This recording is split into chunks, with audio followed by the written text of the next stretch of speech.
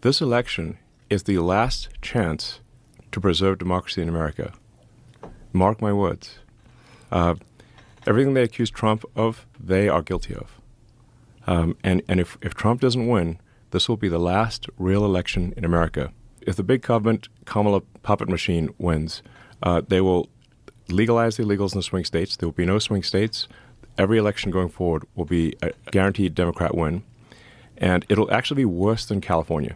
The reason it'll be worse than California is because the one thing that keeps California from being super crazy is that you can move out of California, like you and I did. You and I used to be in California, but we moved to Texas. We're still in America.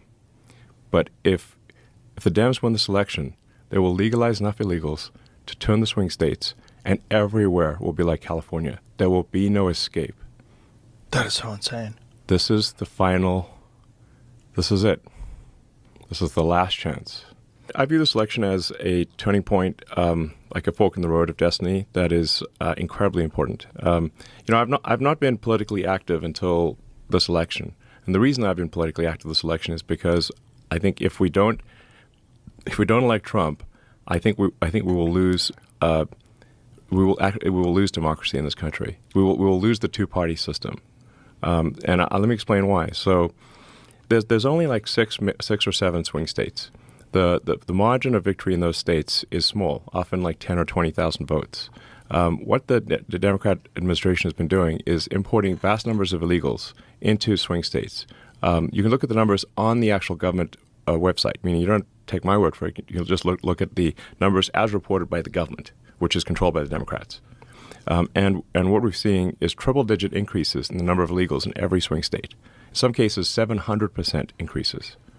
These are gigantic numbers. So if you have a state that was 10 or 20,000 vote margin, and you put 200,000 illegals into that state, you 10x you swamp the. It's not a swing state anymore. It's going to vote blue, and then once the swing states vote blue, there is no election anymore. There's only a Democrat primary, which is so crazy, and it's so crazy that people are fine with that. Like the thing is, one does not need actually any grand conspiracy theory for this. You just have to look at the simple matter of incentives. If the Democrat Party wants to win, like basically achieve permanent victory, all they need to do is turn the swing states. Turn the swing states blue. They have permanent victory. And then we're a one-party state, and then they will keep doing that. Obviously, they will keep stacking the deck. By bringing in vast numbers of illegals into the swing states, keep stacking it so that the next election, each successive election, will be worse than the last one.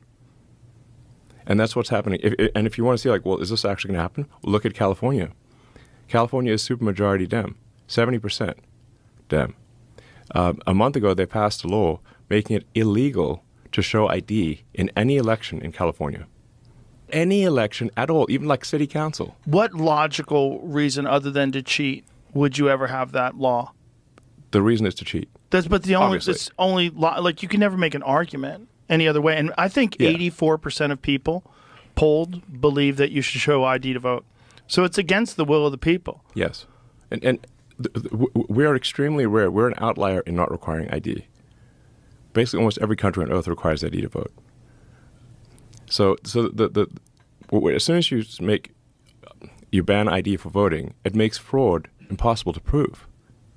Because how do you trace the fraud? Right. Yeah, it's insane. Go out and vote. Vote like your life depends on it. Vote like your future depends on it, because it does. This is the last chance, man. Thank you so much for buying Twitter. You're welcome. Thank you so much. You're welcome. I'm not exaggerating when I think you changed the course of history. I really do. I really think you made a fork in the road. We were headed down a path of censorship and of control of narratives that is unprecedented. What they were doing with social media by suppressing information, and when you had a combined government effort, like what they were doing with the laptop story. We have 51 former intelligence agents saying that this is Russian disinformation, take it offline, and Twitter complied. If you didn't buy that, we wouldn't have known that. We had no idea. Exactly. I was like the most interacted with user on Twitter before the acquisition. I was very attuned to like if they change the system, I can tell immediately. Like, and I'm like something weird is going on here, you know. Like, so there's like I just got increasingly uneasy, and obviously when they deplatformed the sitting president, you know, don't deplatformed Trump, that was just insane. And the things he was posting, like he was posting things that like he was posting good things. He was saying like, hey, do not riot, don't do any destruction of property, you know. Please stay calm. That's the kind of stuff he was posting. Yeah. And you're like, what's wrong with that? And then there's the fact that we know that there was agents in the crowd that were agent provocateurs that were encouraging people to do illegal shit. So, no, I think we're very much at a fork in the road in destiny. The Twitter acquisition was like, it's like, man, if I don't do this, I think we're screwed, is the issue. Well, if you didn't do it, no one else was going to do it because it wasn't a financial winner. It was kind of a crazy move. It's a crazy move. I mean, the thing was way overpriced, you know, like long term, I think we can ultimately make it a win for investors. But boy, this is a hard way to make a living. Well, there's also a concerted effort to suppress it. There's a concerted effort with the advertisers. Well, we had and still have a massive advertiser boycott that was organized by a bunch of left wing NGOs, and I think if Trump wins, we'll see. You know, probably most of the boycott lift. But if Kamala wins, we'll see that boycott get stronger. And they'll friggin' shut down. There's no way that the sort of Kamala puppet regime would allow X to exist. You really think that they'll be able to shut it down, though? Is there a pathway to that? Basically, if the government wants to go after you, they'll just find a reason. You know, it's like that famous quote from Beria. You know, like Stalin's like chief torturer, the head of Stalin's secret police, and he's like, it decides that you're the target. And then they figure out the crime afterwards. That's the issue. They decided SpaceX was the target. They just figured out the crime afterwards. Which is so crazy because that's exactly what they're saying Trump is going to do if he gets into office. They're doing all the things that they accuse Trump of doing. Yeah. Openly. Openly. Yeah. I mean, the sheer number of hoaxes that the Democratic Party is pushing over and over again. And it's like, look, I understand like politicians are going to, you know, exaggerate. They're going to misspeak, and they'll tell occasional, you know, untruths, whatever. That's how it is in politics. But when you have deliberate, concerted, repeated pushing of hoaxes, you're like, wait a second, like, come on, man, this is too far. And you're supposed to be the good guys. You're supposed to, and you claim to be the good guys. I'm like, exactly. You're supposed to be the progressives. Yes, the Dems are like, oh, we're the good guys. We're the honest people. No, hang on. You can't claim to be the good guys. You can't claim to be the honest people if you're deliberately pushing hoaxes that have been debunked thoroughly. Obama just said that on stage. Obama just said that. I was like, what the flying fuck? He doesn't give a fuck. He doesn't give a fuck. They're just That's just a flat going out for goddamn it. fucking lie. Flat out lie. Flat out fucking lie. How about the other one where Kamala's campaign used what Trump was saying about protecting women and from illegal immigrants? Thank you. You remember that? What he was saying is, if the women like it or not, I'm going to do it. Yeah.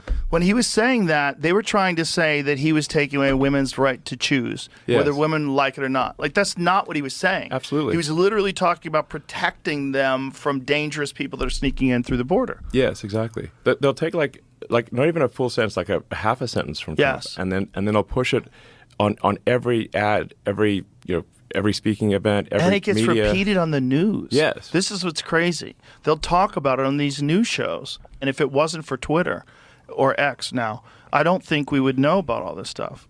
YouTube throttled. They did something weird. They won't say what they did, but they did something weird with the Trump interview that I did. Yeah. Where you couldn't find it. It doesn't make sense. It made no sense. I mean, it was like the biggest interview on earth. Yeah. And you can't find it. Yeah. Not only that, it wasn't like, trending. Bullshit. It wasn't trending. It wasn't trending. No, it wasn't trending. You're like,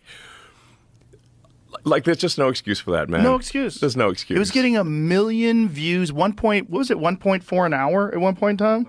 1.5 an hour. Yeah. And it wasn't trending. Yeah. It's like your channel is a known channel. It's not like it was started yesterday. It's like yeah. It's like this is a high trust. Yours is a high trust channel. It's like you're not trying to scam crypto coins or something, you know. So well, thank God we put it on X as well. Yeah, yeah. Because I think just with your account and my account alone, it's like 70 million views. Yeah, Yeah. Exactly. Yeah. Well, it's like you can't hide things anymore because of you. And if it wasn't for you, I think they would have had total control of social media by now. Yeah.